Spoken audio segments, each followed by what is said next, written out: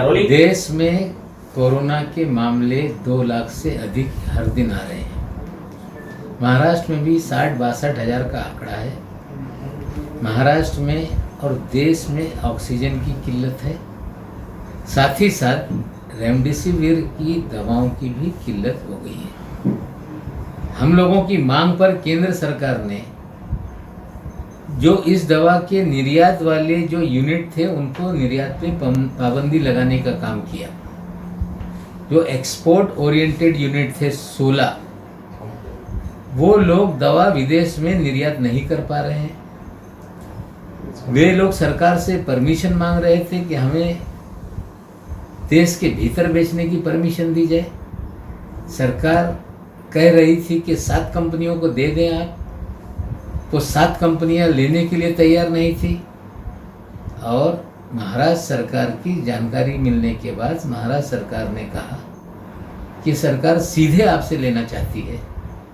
जैसे ही ये जानकारी उन लोगों ने केंद्र की सरकार को दिया, केंद्र की सरकार ने कहा कि आप महाराष्ट्र सरकार को सीधे देंगे तो आप पे कार्रवाई होगी। हमें लगता है ये रवैया घातक है। देश में लोग दवा बिना मर रहे हैं।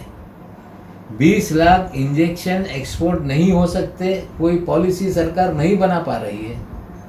महाराष्ट्र सरकार खरीदना चाहती है तो बेचने वालों को रोका जा रहा है। हमें लगता है ये कौन सा रवैया केंद्र की सरकार अपना रही है? क्या ये भेदभाव का रवैया है? क्या महाराष्ट्र में रहने वाले भारत में हैं कि नहीं, ये केंद्र की सरकार को बताना पड़ेगा।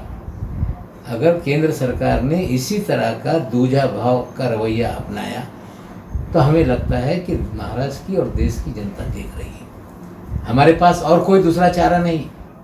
हमने हमारे जो फूड एंड ड्रग एडमिनिस्ट्रेशन के मंत्री हैं उनसे चर्चा की है। उन्हें कहा है कि कहाँ कहाँ ये स्टॉक है जानकारी लीजिए और सारा मामला सीज करके लोगों में तकसीम कीजिए।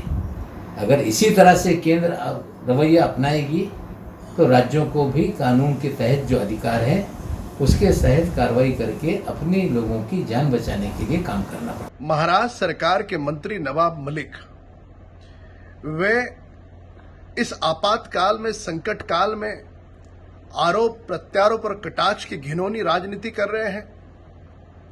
उन्होंने कहा कि रेमडेसिविर इंजेक्शंस के बारे में जिस प्रकार के घिनौने आरोप उन्होंने केंद्र सरकार पर लगाए हैं, क्या उसके तर्क है? क्या उसका आधार है? खुद की विफलता छुपाने के लिए सारे झुठलाने वाले आरोप। इस प्रकार के आरोप करके महाराष्ट्र सरकार की विफलता छुप नहीं सकती। आपके पास पूरा 1 वर्ष था।